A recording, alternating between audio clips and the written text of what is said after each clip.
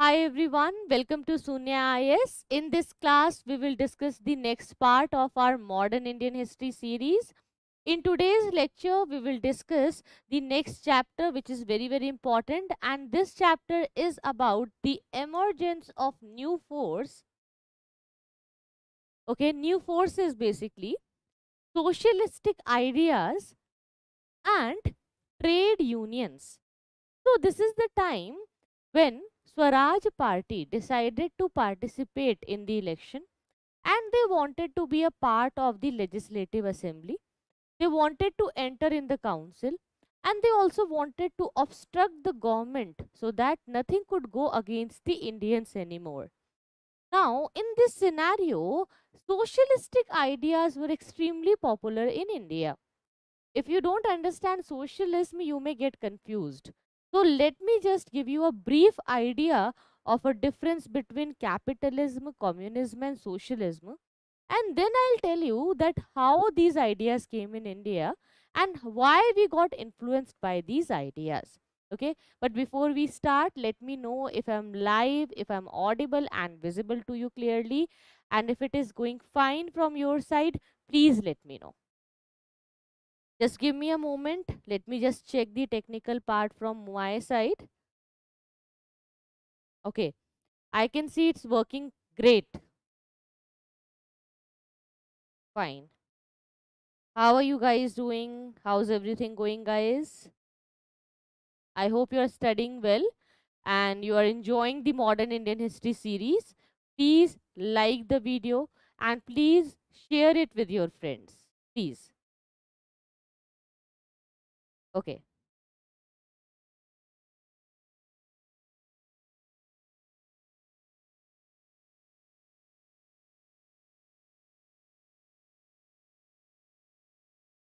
Viresh, there is a question that can you tell the author for topic wise question paper book?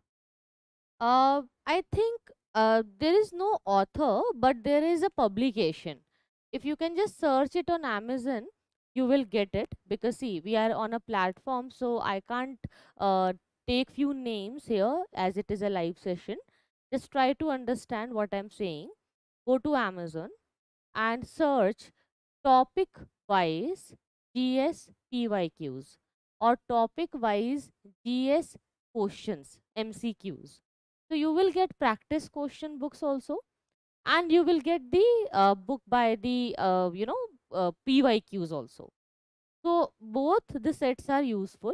I suggest to buy the PYQs and also the questions which are practice questions. So you'll have PYQs and practice questions both the things with you. Now, how would you think that if it is fine to go or not, and how to clear this confusion? I'll just tell you a simple idea. Whenever you buy something as a UPSC aspirant, any book, author, or publication, and if you don't know that if it is right or not, then I'll just tell you few publications are very famous and they are fine, and you can always buy them like Arihant, Disha, and then we have one publication of McGraw Hills. So these books are always fine. These publications are always trustworthy. Don't go with any local publication with peculiar names and new names, new publications in which the content is really not clear, and if there are no reviews about it, don't buy it. The best way to buy the books is go to a bookshop, read it by yourself, and decide accordingly if you are able to understand the language and the pattern or not. If you feel like having familiarity with the concept and understanding the pattern in a book, then you must buy it, even if it is not suggested by anyone. But if you are loving the style of the book writing, go for it. But if you don't want to, hustle in searching things, just follow the few publications which I just mentioned here, and follow only the genuine authentic publications which are already famous in market, and they are established since 50 years in the market, and UPSC aspirants are following it since very long. Just follow that. It would be safe for you. Fine. I hope you understood that why I can't take the names of few materials, books and names like that. But if you will just search it, you will get the point. Okay? So now let's start the topic.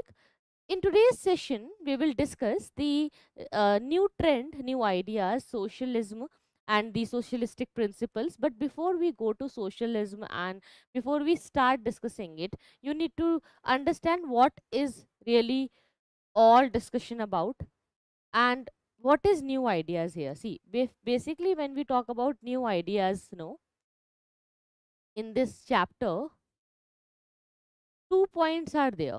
First is economic idea, like what changes are going to be there in the economy of India, and how could we pursue communism, socialism, or capitalism, or a mixed kind of economy. Second is the way to protest. Like, how could they protest? How could Indians protest at that time so that they get independence? So, the new phase of revolutionary groups, many revolutionary groups and organizations, they thought that we need to change the strategy. Why? Because with the last strategy, they could not achieve anything. So they wanted to change the strategy this time. So to change the strategy, they decided to just follow a simple rule here. They thought that before we plan something, we need to see the resources, funds, the collection of funds, and also it should be more organized because they learned with their experience, the past experience of first phase of revolutionary activities, the failure of non-cooperation movement, and so many things now gave them a good idea. So they had a good experience now, and they could follow the intent very well, that how could they have a organization, and they also knew the new ways to hide from the government functionaries and machineries, how to do something and not getting caught and not getting imprisoned. Even if you are in jail, then what can you do? So many things, they were now out, and many books were also written on the revolutionary activities and ideas to support the leaders who always participated in these kind of conspiracies against the Britishers. So these new trends were there. If we I talk about the economic trend or the socio-economic development which was there in India, here we were very much influenced by socialism. So what is socialism? You need to understand. See, when we see socialism in India, it is also known as Gandhian socialism, or sometimes we call it a Nehruvian socialism, or a welfare socialism in India. Understand what is socialism and why we followed it. Basically, you need to have a clarity between four words. If you understand these four words, then everything will be clear to you. Capitalism, communism, socialism, and there is one more word which I'll just write here only. No, I'll write it here. Communalism. Sometimes students confuse communalism with communism. In communism, there is no L. Okay, L is here, right? Communism is an economic concept, economy. But communalism is about community, Hindu community, Muslim community, like that. Okay, fine. So I'll just start this table making with you by just asking you one small question. How many of you can define capitalism? How many of you are clear about capitalism? What is capitalism and what do you mean by a capitalist economy?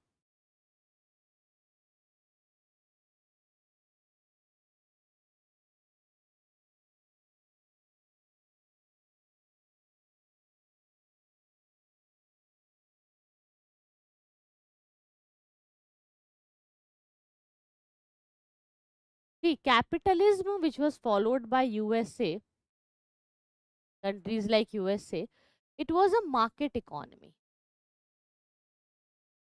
Market economy. in which everything was dependent on demand and supply. It was all about demand and supply, right? So if it is demanded in the market, then only we will supply. Okay, let's understand it with a small example. Let's say car is in demand, luxury cars. So in market, suppliers will make luxury cars. Even if it is not good for environment, even if it is not affordable to everyone, they will still make the car if it is in demand, if they could earn the profit. So capitalism is always about profit making. They only want profit. So profit is always high. To get profit, they always worship talent. They give value to talent, right? So many artists, poets, painters from India, even engineers, doctors, once they learn and get educated, they leave the country and go and settle in the foreign countries. Everyone wants to go and settle in a foreign country. Why? Because they knew that their knowledge would be having a value in any other country. More value. More value means more salary, more payment, extra payment. A painter in India may be just a small artist, but he or she can become a great artist if he is in Paris or if she is in Paris. So this is a good understanding with the capitalism, that they really value the talent and hard work. If you are hardworking, if you are talented, you will always get benefited if you are in a capitalist country. Fine. But the problem is that they do a lot of exploitation, and there is always a problem of gap between rich and poor, because rich people, they invest more and then they become more rich, but poor people would always be poor. So there would be a gap, a social gap is always there in a capitalist country, in a capitalist economy. It is a market driven economy. It is all about profit. It is all about demand. It is all about demand and supply chain. But communism is a, it is somehow, you can, for example, say Russia and China. They are not market driven, they are state driven. State control, government control is always there. Government is always having a very strict control, and very strict guidelines and rules are going to be there in a communism economy, in a communist country. So what government will do, they will take care of each and every activity of economy, what to be produced, how to be produced, how to be distributed, whom to be distributed. All the basic questions and things and decisions would be in the hands of the state, means the government. Now, government, you know how they work. If you go to a government hospital and if you go to a private hospital, go to a government college and go to a private college, you will be able to see the difference, right?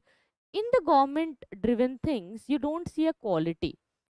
They only talk about quantity, they only fulfill your basic needs. But when you talk about quality, there is no quality at all, very less quality.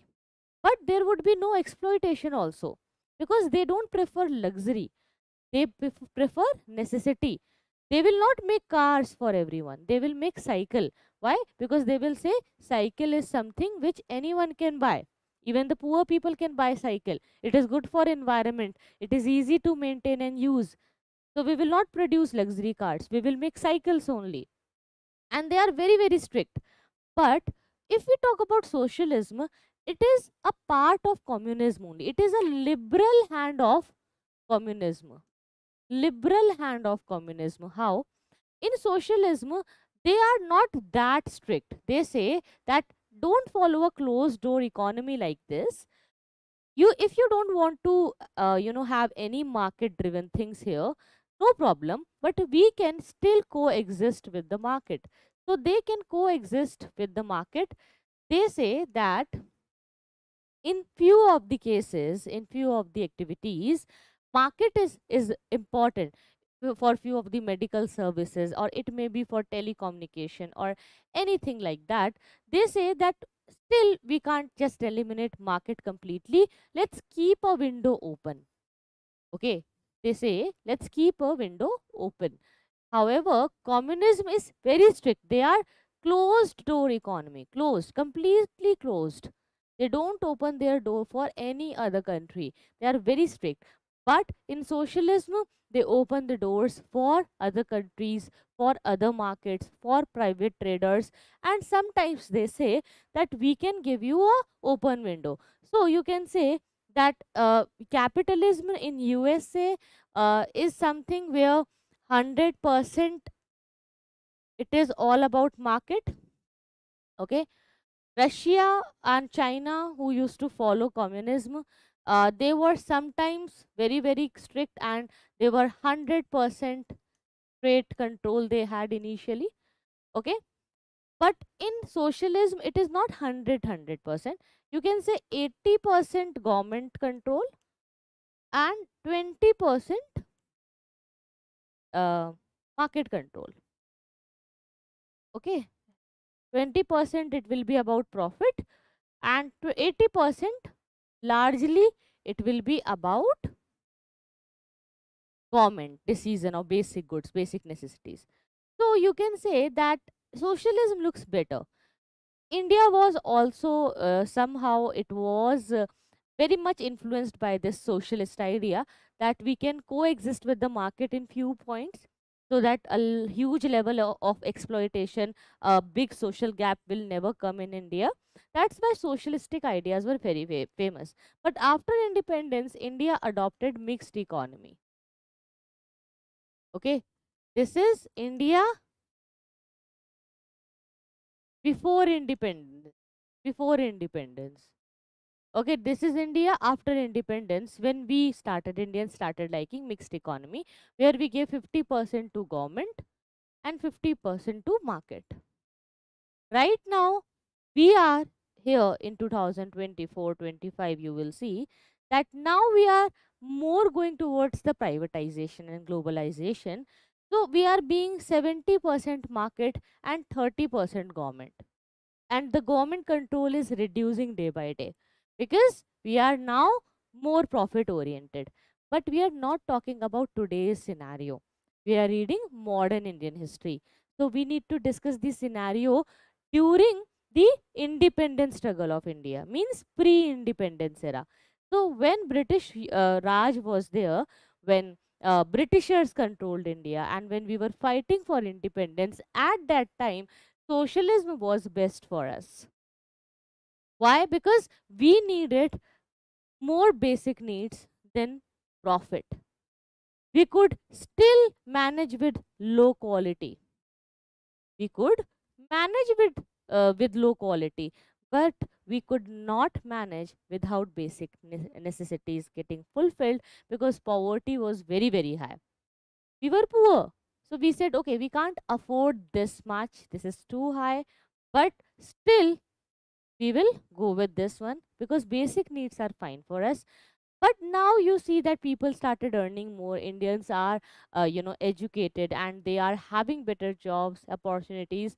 So we are now well connected with the world, and nowadays we are very much open to new things, and that's why we are now profit oriented. But at that time we were only basic needs oriented. Quantity mattered, not quality. Okay, cycle was affordable for us, so we used to use cycle, right? At that time cycle was very very popular. So that's why communism and socialism was extremely important for us, and people started liking these ideas. Clear? I hope you understood the doubt. Okay, right answer, Santosh. The economy driven only on profit is the capitalist economy. So if I ask you that, when we read this chapter, the socialistic trend or the socialistic ideas, how do you feel about it? Why Indians liked it, and why the Marxian or socialist ideas were so famous in India? Why people at that time hated capitalism? And still in India, you will see today, people don't see business in a very positive way. Okay, if you talk about money and profit loss every time, Sometimes even in a family we have seen कि अरे तू बनिया है क्या, ऐसे कौन बोलता है, ऐसे कौन बात करता है, डोंट बिहेव लाइक अ बनिया, don't behave like a business, तुम मेरे साथ बिजनेस कर रहे हो, मैं इमोशनल हूँ and you are doing business with me, okay you are here for फायदा, तुम प्रॉफिट के लिए हो, प्रॉफिट, बिजनेस, बनिया, money minded is still watched in a negative sense in India today, isn't it? If you have decided to prepare for UPSC and if you discuss it with your family, 50 to 70% times you will get the support, right? Family will say, okay, fine, this is a good thing. If you want to start, do it. In 30% cases, I have seen that families themselves they push kids to join and prepare for civil services because they want their children to prepare and go for it. So because of family pressure and social pressure, also many of the aspirants come and start the preparation, right? So there is a support for the UPSC preparation, we can say, but still you will see that there is a support for UPSC preparation, but if you plan to start a cafe or a stall or a pakoda stall or a momo stall, you won't get support. Even if you could earn money nicely, even if you could make more money than an IS officer, still your parents might not support you. If you are not coming from a Baniya family or a business family, you may not get any support, or people may not feel like having, you know, uh, you as a very high social order or having a position in society. That's why many of the Vaishyas, basically business community, traders, and people who were there in trade and commerce, those people during the ancient times, to uplift their social status, they joined new religions like Jainism and Buddhism, because in Hinduism they knew that the Brahman dominance will always be there and they will always be in the third category. So they wanted to come on the first category, and that's why you see today that Jainis and Manyas, all of them are making good money because they, somehow very much got aligned with the thought of a change and get uplifted their social status. Now let's come to it here again.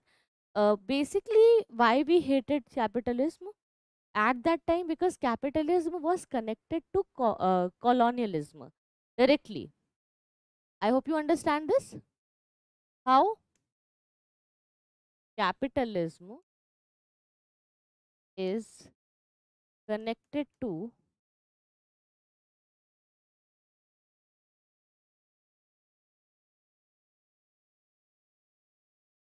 colonialism. They thought that because of industries in Britain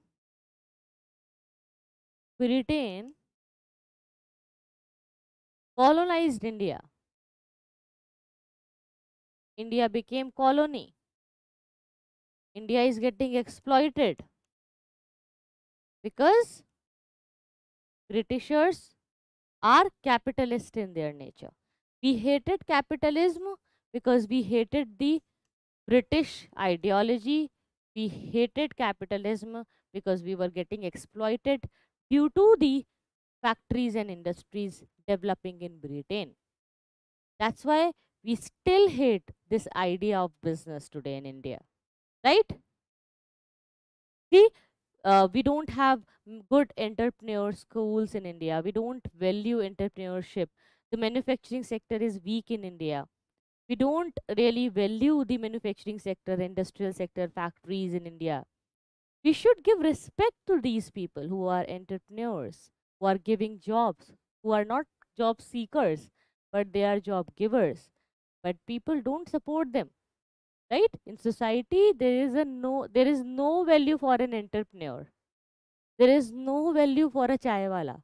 There is no value for a cafe owner. People don't value them. Even if they earn very good money, people will say, okay, if they are making money, but still, look at the work they are doing. So, this kind of mindset is still there in India. So just assume at that time how high it could be. The mentality which was against capitalism, which was against profit making people, was against Britain and industries and factories, because we had faced a lot of exploitation. We got exploited because of this idea, and that's why socialistic ideas became famous in India. Who gave the idea of communism? Karl Marx. So the idea of Marx and socialist thinkers, it inspired many groups to come into existence as socialists and communists. And these ideas resulted in rise of a left wing within Congress. Left wing means those who supported socialism or communism. Left. Left means socialism, communism. Right. Right means capitalism. Okay. Right means capitalism. So, the ideas of Marx and socialist thinkers inspired many groups to come into existence as socialists and communists, and that's why a left wing, a segment within the Congress leaders, got started. And it was represented by Jawaharlal Nehru and Subhash Chandra Bose. Now, why these two leaders are so important? Because at that time, Jawaharlal Nehru and Subhash Chandra Bose, they were the young leaders. Okay, they used to drive youngsters of India. And all the people, all the youngsters of India, especially, used to follow these two leaders. Jawaharlal Nehru and Subhash Chandra Bose, they, you can say that Subhash Chandra Bose was a tough competition for Jawaharlal Nehru for the position of being a prime minister of independence of India. If not Jawaharlal Nehru, Subhash Chandra Bose could always be the PM of India after independence in the eyes of youngsters. But Subhash Chandra Bose was very radical and sometimes violent also. That's why he had clash with Gandhiji. And Gandhiji never understood the ideas and the ways of Subhash Chandra Bose. It doesn't mean that they used to hate each other. It was just an ideological clash. Somehow they were not able to manage and convey things to them. Sometimes what happens that you are a nice person and the other person is also nice, but you don't connect. You both don't connect. Why? Because the ways and thoughts are different. Subhash Chandra Bose, as he had different thoughts, he was compelled to resign from the Congress later. He left Congress. He started his own forward bloc.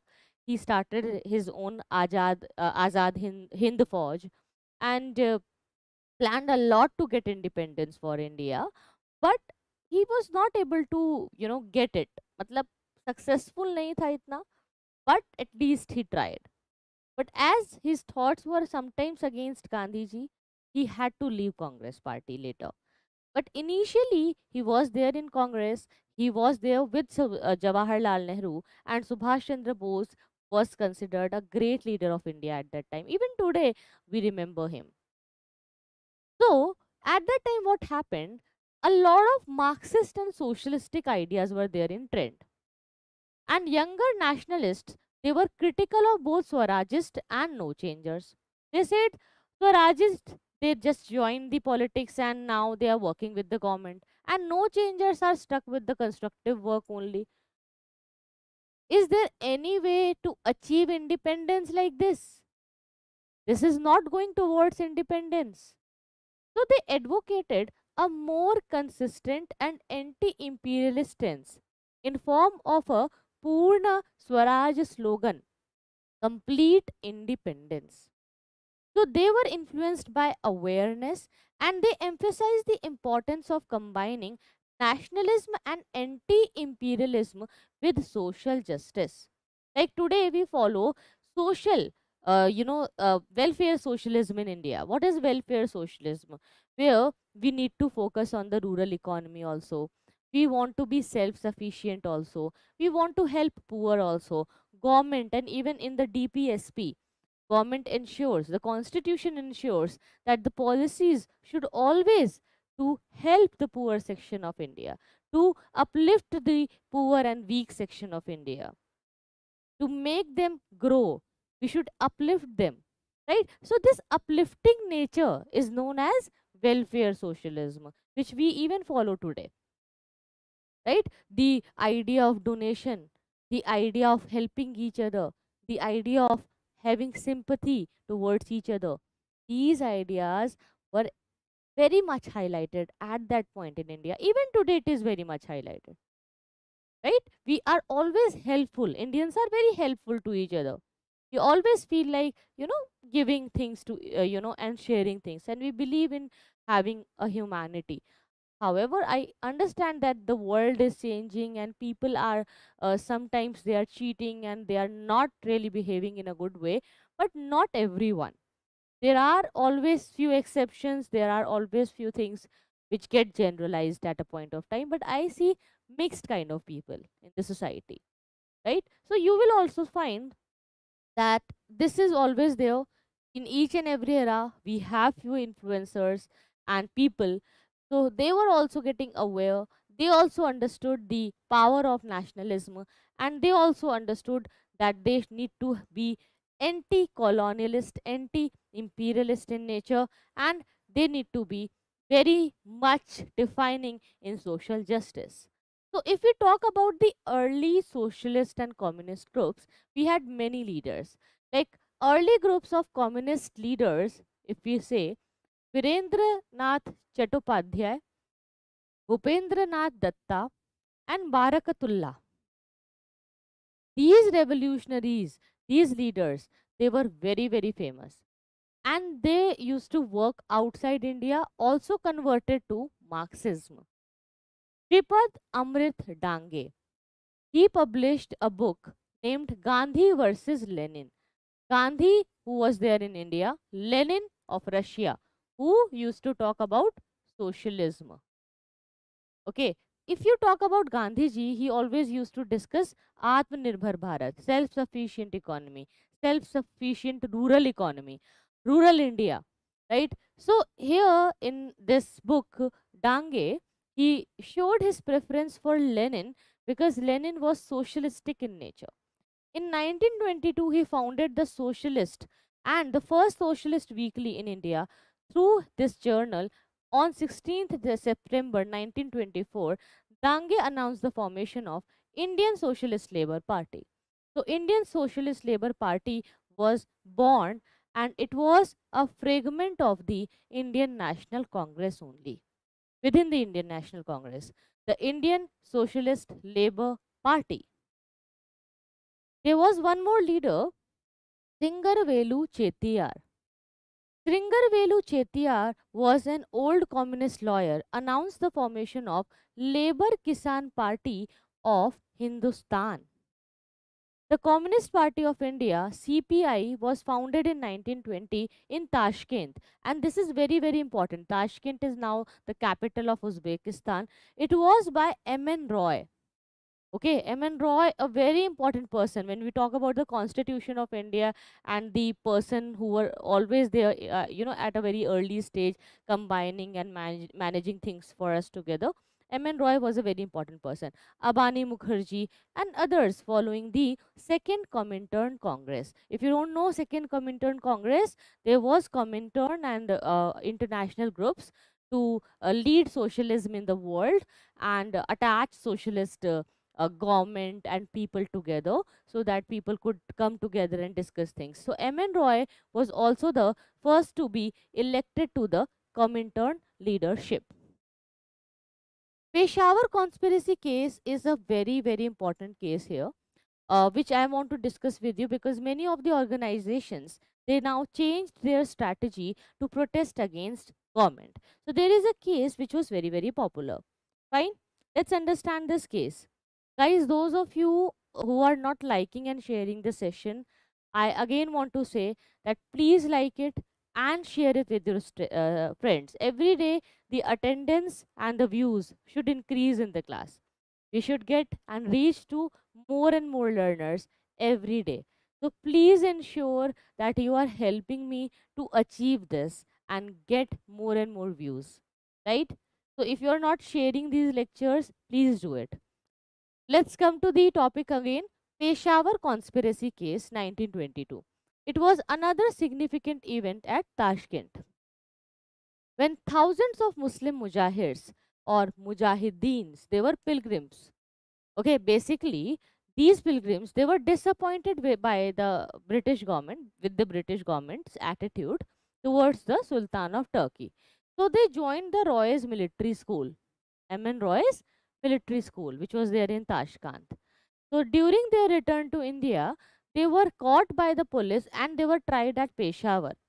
So when they were tried and punished, it was known as the Peshawar conspiracy case. And many of the communists, they were imprisoned in the Kanpur Bolshevik conspiracy case in 1924, including S.A. Dange, Muzaffar Ahmad, Shaukat Usmani, and Nalini Gupta. The CPI was found in 1925 at Indian Communist Conference in Kanpur. So CPI is very very important for us. We all need to remember this name. Clear? Now, formation of Workers and Peasants Party. It was again a very very important party. You can see that how poor people, general public are getting representation. The main political work of these early communists was to organize several parties of peasants together so that they can have and hold it at a one single platform. So all the peasants and workers parties within the Congress, they came together and they wanted to function as a front organization of the CPI.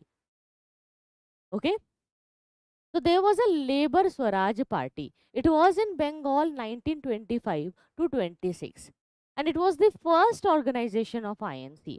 It had peasants also, it had workers also, and it was later renamed as Peasants and Workers Party of Bengal. And please remember that it was organized by Muzaffar Ahmed, basically Muzaffar Ahmad. Okay, which with the help of Qazi Nazrul Islam. Okay, so Qazi Nasrul Islam and Muhammad Muzaffar Ahmad, they all came together. These people, they were very famous. And Qazi Nazrul Islam, he was the Havaldar in 49 Bengal regiment, later gained popularity as a Bengali poet. So please remember his name, because they may ask you in prelims that who got famous as the name of Bengali poet. So Ahmad also brought out a magazine, Navayuga.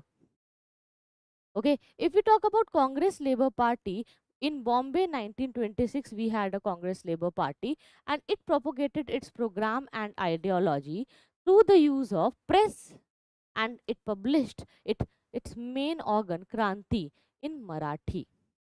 Please remember, Congress Labour Party had Kranti in Marathi language. There was a Kriti Kisan Party also, which was in Punjab 1926. It was very, very important. All these facts are important for prelims. Even if you can't remember it, just listen to the lecture. Listen to it peacefully, revise it later in your book. And by solving MCQs, you will remember it. So, Kriti Kisan Party was there. The party was headed by Sohan Singh Josh, and it included many other members also, other members of 1914. The main journal was Kirti Workers, earlier founded by Bhai Santokh Singh, and Mehnatkash or Mehnatkash means worker in Urdu. It was another important journal. WPP is very very important, Workers People Party, Meerut, October 1928. It was the formation of party. It was attended by British communist Philip Spratt, and that's why it's very famous. So they may ask you in prelims that which party was there, that during which formation the British communist Philip Spratt came. So just remember that it was just due to the socialistic trends in India. Clear? Now, if we talk about activism of Indian youth, students' leagues were being formed all over the place. Everywhere, students were being very active. And that's why somehow Britishers also thought that they should control universities, they should control schools very nicely, and they started publishing many acts and laws and regulations to control the universities, to control the students. Universities Act was there because they knew that these schools and universities became epicenter of nationalism to grow students in a nationalistic way. Students' conference were being held everywhere. Jawaharlal Nehru presided over All India Bengal Students' Conference in 1928. If we talk about peasants' agitation in the United Provinces sought revision of tenancy laws, lower rents, protection from eviction, and death relief. Similarly, peasant uprising occurred in Andhra Rampa region, Rajasthan, and the Rayatwari areas of Bombay and Madras. If we talk about Vallabhbhai Patel, he led the Bardoli Satyagraha of Gujarat in 1928, which is very, very famous Satyagraha. Yeah. So basically, these peasants' agitations were going on. Already, a lot of activism was there. Indian youth was there, and people started making their own, organizations. Trade unions also got formed. So a growth of trade union was also there. The All India Trade Union Congress (AITUC), founded in 1920, led the trade union movement, and its first president was Lala Lajpat Rai, and its first general secretary was V.M. Pawar.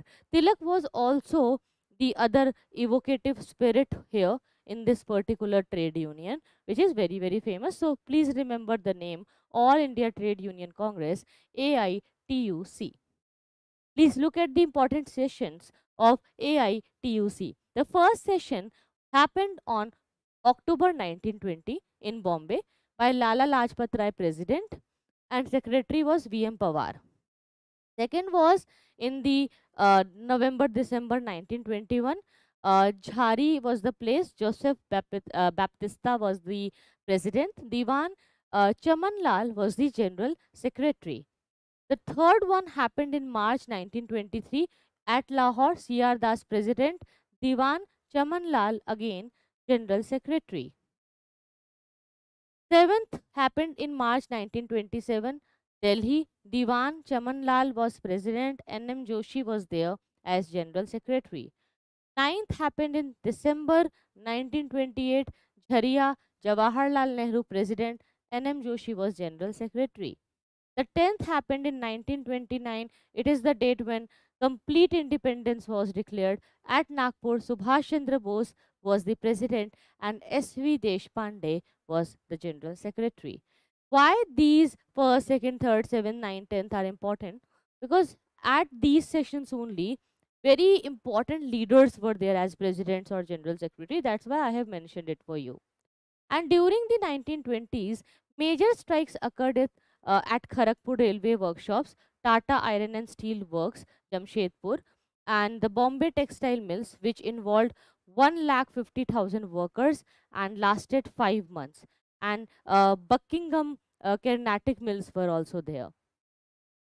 Now, if we talk about caste movement, justice movement was also there. It was started by C.N. Mudaliar, T.M. Nair, and P. Tyagaraja in Madras Presidency to secure jobs and representation for non-Brahmins in the legislature.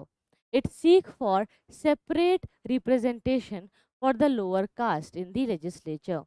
Support for various non-Brahmin communities. Here, don't read it INC, it is including. Okay, including the intermediate castes, backward classes, and scheduled caste. So, so many, caste movements, justice movement to get justice, to uplift the people in society started. And many of the backward classes leaders, they thought that we should come forward now and we should have a fight for our own self-respect. So self-respect movement were there in 1925 under Periyar. E.V. Ramaswamy Naikar, he was in Madras. He aimed to reject Brahminical religion and culture. It aimed to establish a society based on the principle of equality and social justice. And he also advocated for alternative wedding ceremonies, that did not involve Brahman priests. So that without the Brahman priest, they could have the wedding ceremonies, and they wanted to show that we don't need Brahmans to get any ceremony then, to get any legitimacy in the society. Satyashodhak activities were also there in Satara, Maharashtra. It was also very, very famous. Bhaskar Rao Jadhav of Maharashtra, inspired by the ideas of Jyotiba Phule, formed a anti-Brahman and strongly anti-Congress party which attacked the caste system and claimed to speak for the Bahujan Samaj against the money lenders and Brahmins. Mahars were under Ambedkar. Mahar basically it is a name of a social group basically. It's a caste. And Kerala's radical Izavas were there, led by K. Ayyappan and C. Kesavan. Yadavs in Bihar, they wanted to have some social advancements, so they were also fighting. Unionist party led by Fazle Hussain, Punjab, it was there in Punjab. So you can see how everyone wanted to have more and more control, support, upliftment, and share in the society. Now, we need to discuss few revolutionary activities. Like in Punjab, UP, Bihar, and everywhere we saw many revolutionary activities. Two strands of the Hindustan Republican Association HRA emerged. Two strands means two parts of HRA. Hindustan Republican Association. What is this? It's a revolutionary group. It's a revolutionary platform. It's an organization, and they wanted to bring revolution. They wanted to overthrow the British government. So Surya Sen was leading the Yugantar group and Anushilan, and later the Chittagong revolt group in Bengal. Okay, revolutionary activities were very very high in 1920s because Gandhi ji participated in non-cooperation and then he withdrew. So, major influences, if you say, upsurge of working class trade unionism, Russian Revolution of 1917, journals extolling self sacrifice of revolutionaries such as Atma Shakti, Sarathi, Bijoli. In these journals, what they used to do, they used to write very nicely about the brave leaders. Whenever they saw that any self sacrifice is happening, they used to talk about it and discuss it a lot. They used to make the person very famous like a hero. Bandi Jeevan was also there, which was written by Sachin Sanyal. Pathar Dabi was written by Sharat Chandra Chatterjee. These very important books are there, and please remember these names because it is important for prelims. Okay? They may ask you in prelims. Clear? Do you guys have any doubts? I hope there are no doubts, but in case you get any doubts, let me know. Now, we can see that so many other revolutionary groups were also there. Like in Punjab, Kakori robbery was there. Then we can see that how Hindustan Socialist Republic Association worked. So I just wanted to discuss these things with you. Okay, these revolutionary activities with you. But before I go for it, let's take a small 1 minute break before we move to the next point and next slide. Let me just have some water. And if you guys have any doubts, please let me know.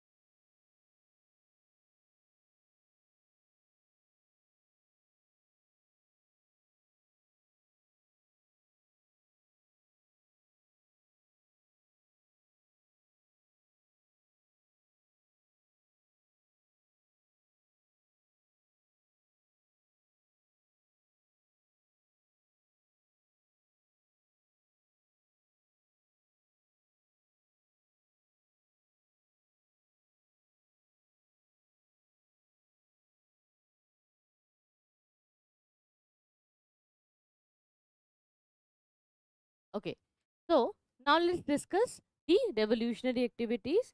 Please understand that this is the second phase of revolutionary activities which we are doing. Okay, it's the second phase. So let's talk about different states.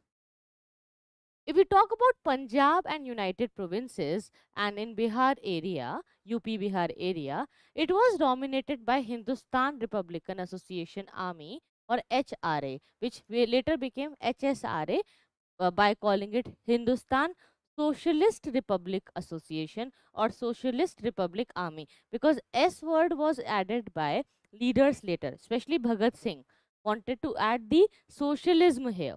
Okay, he wanted to be socialist. So it was dominated by Hindustan Republican Association Army, founded in 1924 in Kanpur by Ram Prasad Bismil, Yogesh Chandra Chatterjee, and Sachin Sanyal. Here, Sachin Sanyal is very, very important as he is a guiding force behind this second phase of revolutionary activities. So Sachin Salyan was also there to organize armed revolution, and they wanted to overthrow the colonial rule and establish Federal Republic of US of India, based on adult franchisee, where all the Indians they could come together and have a federal republic. There was a Kakori robbery also, because see, to get started with something and to lead a movement, they wanted to have funds, they wanted to have money, but they had no money. So to get money, they started doing robberies and all. Okay. So Kakori robbery was also there. The men held up a train in Kakori, which is near Lucknow, and they looted official railway cash. It was a big crackdown. Okay, when they got caught, later there was a setback for HRA, because at the end of the trial, those leaders like Ashfaquल्ला Khan, Ram Prasad Bismil, Roshan Singh, and Rajendra Lahiri, they were sentenced to death and hanged. But at this point, Chandrasekhar Azad was also caught. But Chandrasekhar Azad, he was the only HRA leader who succeeded in escaping the arrest and who just saved himself. And later he only guided Bhagat Singh, Sukhdev, Rajguru. If we talk about Sachindranath Sanyal, he wrote Bandi Jeevan, which became the textbook of the revolutionaries. He was also the author of HRA Manifesto. Manifesto is what? Ghoshna Patra, in which all the important set of ideas and promises are written for a party. The revolutionary Sanyal versus Gandhi debate was very, very popular at that time. It was published in Young Indian during 1920 to 24. Sachin Sanyal was the mentor of revolutionaries like Chandrasekhar Azad and Bhagat Singh. And Sarath Chandra Chatterjee also wrote a novel, Pathar Dabi, in 1926. Pathar Dabi is, a very important novel. It means the demands of the road. The book is about a secret society named Pathar Dabi, demands of the road. So Hindustan Socialist Republican Association, HRA, it reorganized again and it became HSRA. HSRA at 1928, they meet to address the Kakori setback. They wanted to discuss how our leaders got arrested and what mistakes they committed. So under Chandrasekhar Azad, they came. Here, other leaders also join.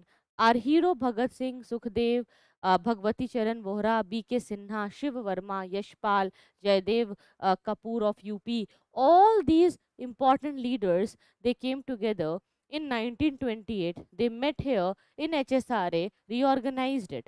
The book Philosophy of Bomb was written by Bhagwati Charan Vohra with the help of Chandrasekhar Azad and Yashpal. Very important book. There was Saunders murder in December 1928. Here, just pay attention and understand how it is linked with Bhagat Singh. So, what happened after Lala Lajpat Rai's death? Bhagat Singh, Azad, and Rajguru, they shot dead Saunders, the police officer responsible of this particular commission. Okay, so Bombay Central Legislative Assembly was there, April 1929, where Bhagat Singh, Batukeshwar Azad, and other leaders, they were there. So basically, what they did, they were against the Public Safety Bill and Trade Dispute Bill. So Bhagat Singh, Sukhdev, Rajguru, they just did something here to make some noise and clearly start raising their voice against the British rule. So they just wanted to place a bomb there, but that bombing and that bombardment was very harmless. It was not to kill anyone. But Bhagat Singh, Sukhdev, Rajguru, they were tried in Lahore conspiracy case due to this one. And Bhagat Singh founded a socialistic youth organization also, Naujawan Bharat Sabha, with himself as the founding secretary in 1926. So we will talk about Bhagat Singh and getting, like how he got imprisoned and hanged, which was very much related and debated with Gandhi ji, the Gandhi Irwin Pact. I will come to this later. But here, just understand a small part of Bhagat Singh's involvement. If we talk about Bhagat Singh, he was very much on the lines of Mazzini's Young Italy movement. So he wrote similarly on the same line, and he was very much inspired by Mazzini. Okay. Bhagat Singh and Sukhdev, they also organized the Lahore Students Union for political and education career of these students to politically educate students and to educate in other ways also. Jatin Das became the first martyr on 64th day of his fast as he was trying to protest against the Britishers. So these leaders and these all the names are very very important. Please remember. Azad was involved in a bid to blow up Viceroy's Irwin's train in 1929, but Chandrasekhar Azad, he was encountered by a police, and Bhagat Singh, Sukhdev, Rajguru, they were hanged in 1931. If we talk about Bengal, after the death of C.R. Das in 1925, the leadership got divided. A lot of changes happened. So Bengal Congress broke into two fractions. One was led by J.M. Sen Gupta, Anushilan Group, and Anushilan Group was there. It joined him. Other was led by Subhash Chandra Bose, Yugantar Group, okay, which backed him. So just remember these two names, Anushilan Group and Yugantar Group. There was a Chittagong armory raid also, which happened in April 1930. Surya Sen, who was popularly known as Master Da, he participated in non-cooperation movement. He got jailed in 1926 to 28 for revolutionary activities. He gathered a large number of revolutionaries, including Ganesh Ghosh, Ambika Chakravarti, Loknath Paul, and all these leaders. They became, very famous at that time. And then you will see that Surya Sen became a secretary of Chittagong District Congress Committee. He organized a raid to occupy two main armories here because they wanted to control some arms and ammunitions here. So to get control on the arms and ammunitions and disturb the government, they destroyed the telephone and telegram connect to Chittagong and dislocated the railway also. They raided under the banner of Indian Republican Army Chittagong branch, very successful. They hoisted national flag also, and they proclaimed a provisional government which was very very successful. Somehow these activities made Britishers understand that now Indians want complete independence and they won't listen to anyone. Surya Sen had Muslims such as Sattar, Mir Ahmad, Fakir Ahmad Mia in his group also. If we talk about the women, the role of women is also very important. Preeti Lata Vadedar, she died conducting a raid. Kalpana Datta, she was tried and life sentenced along with the Surya Sen Shanti Ghosh. And Suniti Chanderi, she shot a DM. Beena Das, she fired point blank at the governor at convocation. So all these leaders were there. Okay. So now we have covered the revolutionary activities, new trend, socialistic ideas. We'll discuss the entire scenario of Bhagat Singh with the Gandhi ji and Gandhi Irwin Pact in the next class. And we need to start a discussion on Simon Commission. So Simon Commission, Simon boycott movement, what happened with Lala Lajpat Rai, how things turned in a very bad way after the slogan of Simon Go Back. We will discuss it in detail tomorrow. So this chapter is going to be there with you. Fine. And I hope you liked the session. You just need to share it. Please share it in all the social medias and platform, whatever you use. and tell this course, try to spread the idea of this course by letting your friends, classmates, and other people know about it, by sharing it, by commenting, and by liking it. You will be helping our team in a very good way. So I hope, guys, we will see you again tomorrow. Thank you so much for watching. And if you have any doubts, please comment down. I am here for one more minute and then we will end the session.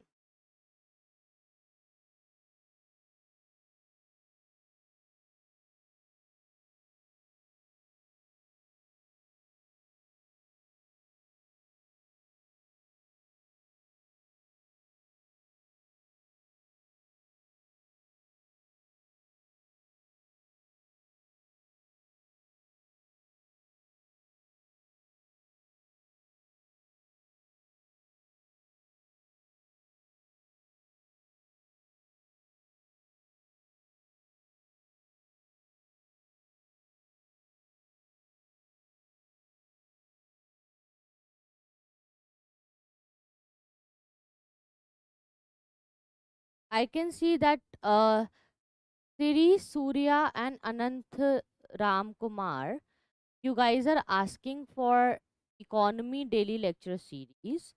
Okay, I'll just try to start it. Uh, Thank you so much for your coming. And I think that economy series and the demand for a daily lecture series for economy is needed by you all. So I have understood this very nicely.